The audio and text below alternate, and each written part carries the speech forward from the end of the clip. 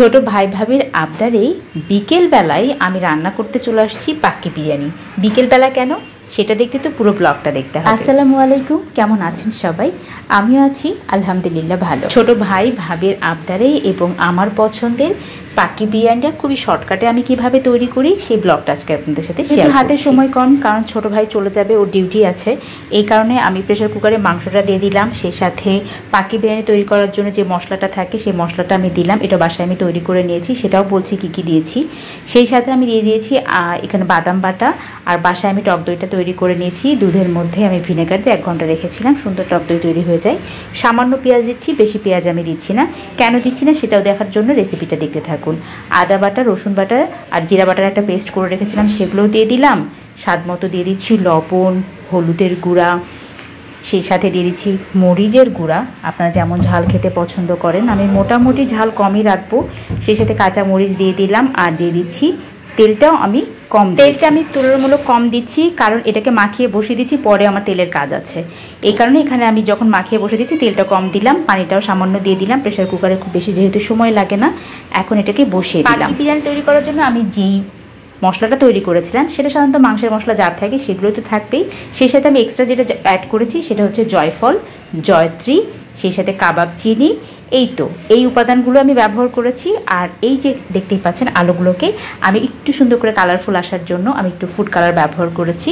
এখন যেটা করছি, একটা পাত্রে আমি তেল দিয়ে নিয়ে এই আলুগুলোকে একটু ভাজা ভাজা করে নিব। খুব বেশি ভাজা না, মোটামুটি ভাজা করে নিতে হবে। আপনাদের যাতে দেখতে সুবিধা হয় আমি চুলাটা চেঞ্জ করে নিলাম, মানে এই পাশে নিয়ে আসলাম। আর একটা কথা বলে রাখি, রেসিপিটা আসলে এক একজন এক এক রকমভাবে তৈরি করতে পছন্দ করে। আমি আমার মতো করে শর্টকাটে এবং সহজে যেভাবে করা যায় সেভাবেই করছি। দয়া করে রান্না নিয়ে কেউ উল্টাপাল্টা মন্তব্য করবেন না, কারণ এক একজন আসলে এক এক রকম রান্নাভাবে করতে পছন্দ করে বা সে করতে অভ্যস্ত থাকে। আমি আসলে এইভাবে রান্না করতেই অভ্যস্ত এবং আমার কাছে এইভাবে মনে হয় যে শর্টকাটে করা যাবে। আমি একটু কিছুটা পেঁয়াজ বেরেস্তা করে উঠিয়ে রাখবো, কারণ এটার প্রয়োজন আছে। পেঁয়াজ বেরেস্তা করা শেষ, সেই যে তেলের মধ্যেই আমি দিয়ে দিলাম আস্ত কিছু গরম মশলা, আর সেই সাথে পেঁয়াজ কুচি। গরম মশলার মধ্যে আমি এলাচ, দারচিনি, লবঙ্গ, তেজপাতা ব্যবহার করেছি, আর পেঁয়াজ দিয়েছি। আর ওই যে বলেছিলাম মাংসের তেলের পরিমাণটা কম দিচ্ছি, কারণ এই যে পেঁয়াজ দিয়ে মশলা দিয়ে আমি তেলটাতে মাংসটাকে মোটামুটি একটু বাগারের মতো করে দিয়ে একটু কষিয়ে নেব। কারণ প্রেসার কুকারে তো কষানো হয়নি, মাংস খালি সেদ্ধ করার জন্য দিয়েছিলাম। এখন এটাকে খুব ভালোভাবে কষিয়ে নেব।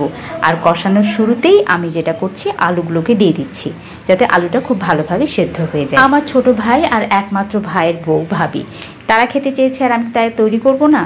এই কারণে সেদিন যেহেতু আমার ছুটির দিন ছিল, তো চেয়েছিলাম সন্ধ্যার পরে করতে। যেহেতু ভাইয়ের হচ্ছে ডিউটি আছে, ও তাড়াতাড়ি চলে যাবে, আর আসতে ওর সময় লাগবে, হয়তো রাতে আর আসবে না। এই কারণেই দুপুরবেলা খাওয়া দাওয়া করে আমি তৈরি করতে শুরু করি। আর এইদিকে আমার রাইস কুকারটা কিন্তু ঠিক হয়ে গেছে। এখন রাইস কুকারে আমি যেটা করলাম সেখানে হচ্ছে লবণ, আর সেই সাথে অবশ্যই চেষ্টা করবেন শাহি জিরা দিয়ে পানিটাকে ভালো করে ফুটতে দিতে। আর এইদিকে মাংসটাও আমার রান্না শেষে আমি একটু চিনি দিলাম। অবশ্যই চিনিটা দিবেন, চিনিটা দিলে এক্সট্রা অনেকটা স্বাদযুক্ত হয়। আর সেই সাথে আমি একটু গরম মশলা গুঁড়া দিয়ে দিলাম। মাংস কিন্তু আমার রান্না একদম। আর ওই যে রাইস কুকারে কিন্তু আমি পরিমাণের থেকে বেশি পরিমাণে পানি দিয়ে পোলাওটাকে রান্না করতে দিয়ে দিয়েছিলাম, যাতে করে পরে পানি ছাঁকা দিয়ে উঠাতে পারি। পোলাওটা আমার মোটামুটি 80% রান্না হয়ে যাওয়ার পরে আমি যেটা করলাম, মাংসের উপরে ওই যে বেরেস্তাটা দিয়ে দিলাম, সেই সাথে কিশমিশ দিয়ে দিয়েছি। আর এই যে উপরে 80% আমার যে পোলাওটা আমি রান্না করেছি সেটা উপরে দিয়ে তার উপরে আমি আবার পেঁয়াজ বেরেস্তা দিয়ে দিচ্ছি। সেই সাথে আমি আমার পছন্দ মতো এখানে হচ্ছে কিশমিশ দিচ্ছি। আপনারা চাইলে আলু বোখারা দিতে পারেন, তো আমার বাসায় 2টা মাত্র আলু বোখারা ছিল, সেই 2টাও আমি দিয়ে দিলাম। কিছুটা কাঁচা মরিচ আমি গেঁথে দিচ্ছি, খুব সুন্দর একটা ফ্লেভার আসবে, এই কারণেই দেওয়া। আর শেষে আমি যেটা করলাম ফুড কালার ব্যবহার করি। এই ফুড কালার যদি অ্যাভয়েড করতে চান করতে পারেন, এতে আসলে স্বাদে কোনো হেরফের হয় না, দেখতে খুব সুন্দর লাগবে, এই কারণে আসলে ব্যবহার করা। আপনারা যদি চান সেই ক্ষেত্রে কিন্তু সামান্য একটু দুধের মধ্যে জাফরান গুলিয়ে সেটাও দিতে পারেন, এটা করলে আরও বেশি ভালো হয়। যদি আমার কাছে সেটা নেই, তো আমি সামান্য একটু ফুড কালার পানির সাথে মিক্সড করে এটা দিয়ে দিয়েছি। এখন দমে দিয়ে দিচ্ছি 10, 15 বা 20 মিনিটের জন্য। যেহেতু আমার হাতে খুব বেশি সময় ছিল না, আমি মাত্র 5 মিনিট দমে দিতে পেরেছি, কারণ ওই যে বললাম আমার ছোটো ভাই চলে যাওয়ার সময় হয়ে গেছে।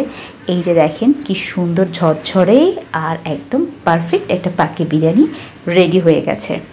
আমার বাসার সদস্যরা কিন্তু খেয়ে বলেছে ভীষণ মজার হয়েছে। আপনারাও চেষ্টা করতে পারেন এই স্টাইলে, আমার স্টাইলে বলতে পারেন যে পাক্কি বিরিয়ানিটা, আর কেমন হলো সেটা আমাকে কমেন্ট করে জানাতে পারেন। তো আমি এটা তুলে নিচ্ছিলাম বাটিতে, যেহেতু সে নিয়ে চলে যাবে।